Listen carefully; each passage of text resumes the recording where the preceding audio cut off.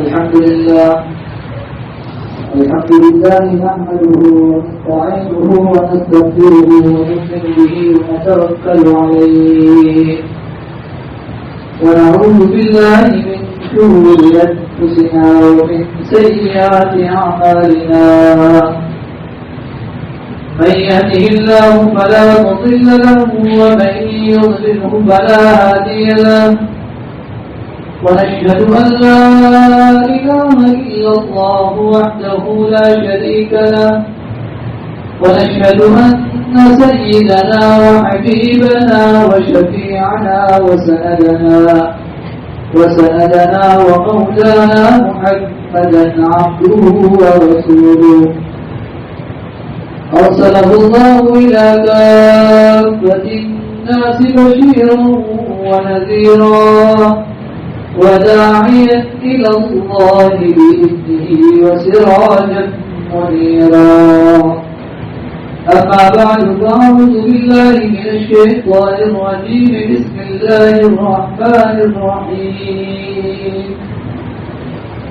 إن الحسنات يذهبن السيئات وقال النبي صلى الله تعالى عليه وسلم إن الله تعالى قد أظلكم شهر عظيم شهر مبارك شهر فيه ليلة خير من 1000 شهر صدق الله العلي العظيم وصدق رسوله النبي الكريم ونحن على ذلك من الشاهدين والشاكرين والحمد لله رب العالمين. میرے محترم دوستوں اور بزرگوں، ماہ رمضان بالکل قریب ہے.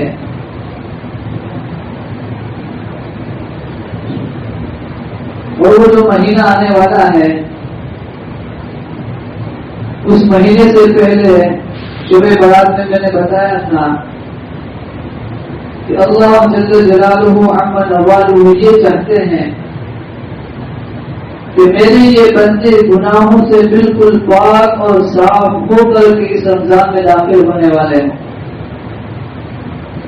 تاکہ شروع سے ہی اللہ جل جلالہ عم نوالہ کی رحمتیں ہماری طرف متوجہ ہو جائے.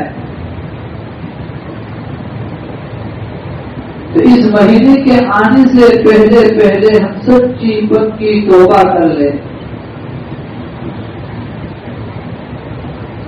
خدا کا یہ بندہ جب کوئی نیک اعمال کرتا ہے اور اچھا عمل کرتا ہے اس کو خوشی ہوتی ہے، اور نیکیوں میں اور اچھائی میں اللہ نے وہ صفت عطا فرمائی ہے کہ اچھا کام کر کر کے اس کے دل کے اندر ایک خوشی محسوس ہوتی ہے. اور جیسے ہی یہ انسان گناہوں کی طرف بڑھتا ہے تو گناہ کیسا بھی کیوں نہ ہو، چھوٹا ہو یا بڑا ہو، انسان گناہ کرتے کر تو لیتا ہے، لیکن کرنے کے بعد اس کے دل کے طرف افسوس ہوتا ہے، ندامت ہوتی ہے، شرمندگی ہوتی ہے کہ مجھے یہ نہیں کرنا چاہیے تھا. تو انسان گناہوں سے ایسا ڈرتا ہے جیسا کہ ایک بچھو سے ڈرتا ہے کہ بچھو چاہے چھوٹا سا ہی کیوں نہ ہو، ایک انسان سے یہ کہہ دیا جائے کہ یہ بچھو ہے، چھوٹا سا ہے، آپ اپنے ہاتھ میں اس کو اٹھا لو، وہ چھوٹا سا ہی کیوں نہ ہو، انسان اس سے ڈرتا ہے. یہ چھوٹا ہے، اس کا زخم مجھے میرے جسم کے اندر زہر کو پھیلا دے گا. میں چھوٹے سے بچھو کو بھی اپنے ہاتھ میں لینا گوارا نہیں کرتا. تو حقیقی معنوں میں مومن بندہ وہ ہوتا ہے کہ گناہ چھوٹا بھی کیوں نہ ہو وہ اپنے آپ کو اس سے بھی بچانے کی کوشش کرتا ہے.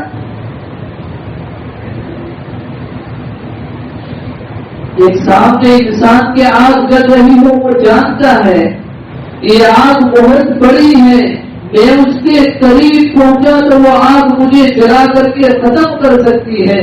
اسی طریقے سے چھوٹی سی چنگاری کیوں نہ ہو، آدمی اس کے قریب کے جانے سے ڈرتا ہے کہ وہ چھوٹی سی چنگاری کہیں آگ کا سبب نہ بن جائے اور آگ اختیار نہ کر لے اور میری زندگی کو تباہ نہ کر دے.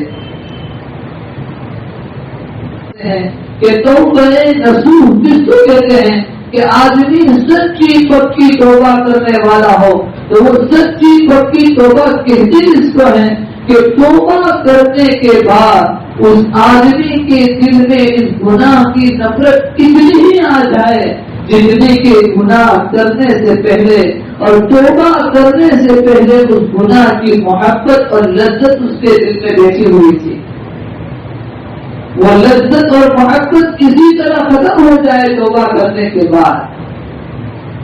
اسی لیے قاضی ثناء اللہ پانی پالی رحمۃ اللہ علیہ انہوں نے تفسیر مظہری کے اندر لکھا کہ آدمی رمضان کے آنے سے پہلے سچی پکی توبہ تو کرتا ہے، لیکن توبہ کس کو کہتے ہیں؟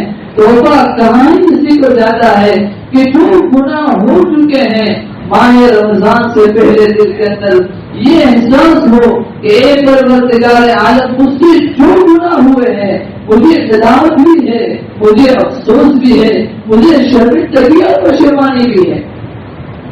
تو اس گناہوں کو شرمندگی اور پشیمانی کا ہونا یہ اس کی ایک شرط ہے توبہ نصوح کی اور سچی پکی توبہ کی۔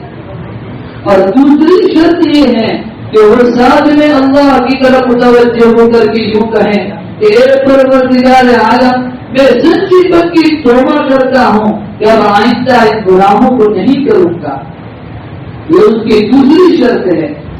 اور اس کی تیسری شرط یہ بھی ہے کہ گناہوں پر خوب روے، خوب اللہ کے سامنے گر گرائے۔ اور چوتھی شرط یہ ہے کہ غلط صحبتوں کو، غلط دوستوں کی دوستیوں کو چھوڑ دے، غلط ماحول کو چھوڑ دے۔ یہ چار سچی پکی توبہ کی علامتیں ہیں، نشانیاں ہیں کہ ان علامتوں کو سامنے رکھ کر کے اللہ کے سامنے گر گرائے اور گناہوں کو حقیر نہ سمجھے کہ بھئی یہ چھوٹا سا گناہ ہے، کر لیا تو کوئی بات نہیں۔ شیطان ہمارے سامنے آ کر کے ہمیں اس کی طرف متوجہ کرتا ہے کہ یہ چھوٹا سا گناہ ہے، کوئی دیکھ بھی لے گا تو کیا ہو گیا؟ نہیں، اللہ فرماتے ہیں گناہوں کو ہلکا نہ سمجھو، چھوٹا سا گناہ ہی کیوں نہ ہو اس سے ڈرتے رہو کہ کہیں اللہ مجھ سے ناراض نہ ہو جائے۔ بنی اسرائیل میں ایک راہب گزرے ہیں جس کو داموس رحمۃ اللہ علیہ کہا جاتا ہے۔ داموس رحمۃ اللہ علیہ فرماتے ہیں کہ میں اپنے گھر سے باہر نکلا، میرے گھر کے سامنے پہاڑ بھی موجود ہے، ٹھنڈی ٹھنڈی ہوائیں چل رہی ہے، میرے دل میں یہ خیال آیا کہ کیا ہی کاش اچھا ہوتا کہ میرے گھر کے سامنے سرسبز شاداب باغ ہوتے، پہاڑیاں تو ہیں لیکن آہستہ آہستہ نہریں بہنے والی ہوتی، پانی کی آبشاریں ہوتی، یہ ہوتا۔ اللہ کی طرف سے الہام ہوا کہ اے میرے نیک بندے، میں نے جن چیزوں کو پیدا کیا ہے ان تمام چیزوں میں تمہیں نقص نظر آنے لگا کہ یہ ہونا چاہیے تھا، یہ ہونا چاہیے تھا۔ آپ داموس رحمۃ اللہ علیہ فرماتے ہیں کہ جب اللہ کی طرف سے میرے دل میں یہ بات آئی کہ میں نے اللہ کی پیدا کی ہوئی چیزوں میں کمی نظر آنے لگی اور کمی نکالنے لگا، اللہ کی طرف سے تنبہ ہوا۔ آپ داموس رحمۃ اللہ علیہ فرماتے ہیں میں رونے لگا، میرے دل میں یہ خیال آیا جب تک اللہ مجھ سے راضی نہ ہو جائے میں کھانا نہیں کھاؤں گا۔ آپ داموس رحمۃ اللہ علیہ فرماتے ہیں انہی دنوں کے اندر ایک ایسے محلے اور گاؤں کے پاس سے میرا گزر ہوا جہاں پر شادی ہو رہی تھی، تقریب ہو رہی تھی۔ اور محلے والے اور گاؤں والے میرے پاس آئے کہ داموس رحمۃ اللہ علیہ آپ آ جاؤ، ہمارے گاؤں میں آؤ، کچھ کھانا کھا لو، شادی کی تقریب ہے، کچھ پی لیجیے۔ آپ داموس رحمۃ اللہ علیہ فرمانے لگے نہیں میں کچھ کھا نہیں سکتا، مجھے کھانے کا تقاضا نہیں ہے۔ نوجوانوں کا طبقہ تھا، بار بار اصرار کرنے لگے۔ آپ داموس رحمۃ اللہ علیہ فرماتے ہیں تم نہیں جانتے ہو میرے اور میرے اللہ کے تعلق کو، مجھ سے ایک گناہ سرزد ہو گیا ہے، میں کھانا نہیں کھاؤں گا جب تک اللہ مجھ سے راضی نہ ہو جائے۔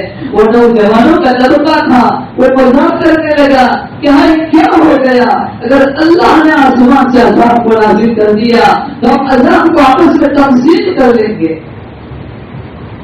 بس نوجوانوں کا یہ کہنا تھا. اللہ داؤد رحمۃ اللہ علیہ کو پھر یہاں ہوا, اے میرے بندے تم اسی بستی سے اسی وقت نکل جائیے, میرا عذاب آئے گا اور پوری بستی کو اپنے عذاب میں لے گا اور پوری بستی کو ہلاک کر دے گا. ان نوجوانوں کے گناہوں کے ہلکا سمجھنے کی بنا پر اللہ کا عذاب آسمان سے اتر رہا ہے. اسی لیے ابن قیم رحمۃ اللہ علیہ نے عجیب بات کی. ابن قیم رحمۃ اللہ علیہ فرماتے ہیں کہ اے اللہ کے بندو, گناہ کتنا بھی چھوٹا کیوں نہ ہو, بڑا گناہ ہو یا چھوٹا گناہ ہو, جب تیرا قدم گناہ کی طرف بڑھ رہا ہو, ماہ رمضان آ رہا ہے, ہمارا قدم گناہوں کی طرف بڑھ رہا ہو, چھوٹا گناہ ہو یا بڑا گناہ ہو, ہماری نظر سے اس ذات کی طرف جانی چاہیے کہ اس پروردگار کے عادت کے لیے نافرمانی کر رہا ہوں. علامہ ابن قیم رحمۃ اللہ علیہ آگے لکھتے ہیں کہ ایک دنیا میں بسنے والے اللہ کے بندے اور نبی کی امتیوں, تو گناہ کرنے کے لیے دنیا کے سارے دروازوں کو بند کر لیتے ہو, لیکن کبھی سوچا وہ اللہ آسمانوں سے پکار کر کے کہہ رہا ہے کہ اے بسنے والے میرے بندو, تم نے دنیا کے سارے دروازوں کو بند کر دیا, لیکن کبھی سوچا کہ تم میرے دروازوں کے بند کر پاؤ گے؟ میں تو دیکھنے والا ہوں, تمام دیکھنے والوں میں تم نے مجھے کیوں سوچا ہے کہ میں نہیں دیکھ سکتا؟ میں کالے پہاڑوں پر چلنے والی کالی چوٹیوں کی عادت کو محسوس کر لیتا ہوں اور دیکھ لیتا ہوں, اور تم یہ سمجھتے ہو کہ ہم نے سارے دروازے بند کر دیے ہیں, ہمیں دیکھنے والا کوئی نہیں ہے, میں دیکھ رہا ہوں. اسی لیے اللہ والے فرماتے ہیں یہ ماہ رمضان آ رہا ہے, ماہ رمضان سے آنے سے پہلے سچی پکی توبہ کر لو, اللہ کی طرف متوجہ ہو جاؤ. ہمارے اکابرین نے عجیب بات لکھی ہے, ماہ رمضان آتا ہے, اللہ نے جو چیزیں ہمارے لیے حلال کی تھی تو وہ تو ہم سے ہم بچنے کی کوشش کرتے ہیں. اللہ کہتے ہیں کھانا کھاؤ, آپ دنوں میں کھانا کھانے کا حکم, پانی پینے کا حکم, بیوی سے صحبت کا اختیار اللہ نے دیا کہ بیوی کے پاس جا سکتے ہیں, لیکن جیسے ہی ماہ رمضان آیا اللہ کا حکم ہوا یہ ساری چیزیں تمہارے لیے جائز تھی, اور دن کے اندر روزے کی حالت میں تم کھانا نہیں کھا سکتے. جو حلال چیز تھی کھانے کی چیز سے اس سے اپنے آپ کو بچا لیا. اللہ نے کہا ہم نے تمہیں پینے کا اختیار دیا تھا کہ پانی پیو عام دنوں کے اندر, لیکن جس بھی رمضان مبارک آیا اللہ فرماتے ہم نے کہا پانی سے رک جاؤ, تم نے رکنا شروع کر دیا. پھر اللہ کا حکم آیا کہ عام دنوں کے اندر دن میں بھی تم اپنے بیوی کے پاس جا سکتے تھے, تو صحبت اختیار کر سکتے تھے, جمع کر سکتے تھے, لیکن ان تمام کے باوجود جب میرا حکم آیا کہ رمضان کا مہینہ آ چکا, اب دن کے اندر ایسی چیزیں نہیں کر سکتے, تم اس سے رک گئے. لیکن افسوس کی بات یہ ہے کہ جو چیزیں حلال تھی ان سے تو ہم رکنے والے بنے روزے کی حالت میں, لیکن اللہ نے رمضان کے علاوہ جو چیزیں ہمارے اندر حرام کی تھی, اللہ نے کہا زنا نہ کرنا, غیبت نہ کرنا, چغلی نہ کرنا, چوری نہ کرنا, وہ ساری کی ساری چیزیں رمضان میں بھی موجود ہے. غیبت ہماری زبانوں پر, گانا ہماری زبانوں پر, گانا سننا ہماری زبانوں پر, زنا ہماری زندگی میں, وہ ساری چیزیں جو رمضان کے علاوہ میں بھی حرام تھی ہم نے اس کو تو جائز قرار دیا, ہم وہ چیزیں کرتے جا رہے ہیں. اس لیے سب سے بڑی ضرورت تو یہ ہے کہ ہم رمضان المبارک کے روزوں کا اہتمام کریں. ہو سکتا ہے کہ آئندہ رمضان, آئندہ جمعہ کو رمضان ہو یا شنیچر کو, تو روزوں کا اہتمام کرنے والے بنے. شروع سے یہ نیت کرے کہ ہم ماہ رمضان کا پورا مہینہ ہم روزے سے گزاریں گے. اور دوسری اس بات کی طرف توجہ کہ تراویح کا پورا اہتمام ہو. ایسا نہ ہو کہ جیسے ہی چاند نظر آیا پہلے 1 دن 2 دن 3 دن تک پوری دکھنے مسجد بھری ہوئی ہو. نہیں, شروع سے لے کر کے اخیر تک ہم تراویح کا بھی اہتمام کریں. ہمارے اکابرین نے لکھا ہے, علماء نے لکھا ہے, رمضان المبارک کی 2 سنتیں ہیں. ایک سنت تو یہ ہے رمضان المبارک کی کہ پورا قرآن کریم تراویح کے اندر پورا قرآن کریم سننا, پورا قرآن کریم. ایسا نہیں کہ امام صاحب رکوع گئے تو ہم پیچھے بیٹھے رہے, دوڑتے ہوئے آئے, امام کے ساتھ شریک ہو گئے. ہمارا قرآن چھوٹ جاتا ہے تو پورے رمضان سننا یہ الگ سننا ہے. کیونکہ 27 رمضان تو ہماری دعا ہو گئی, جب قرآن پورا ہو گئے ایک سنت ہم نے ادا کر دی.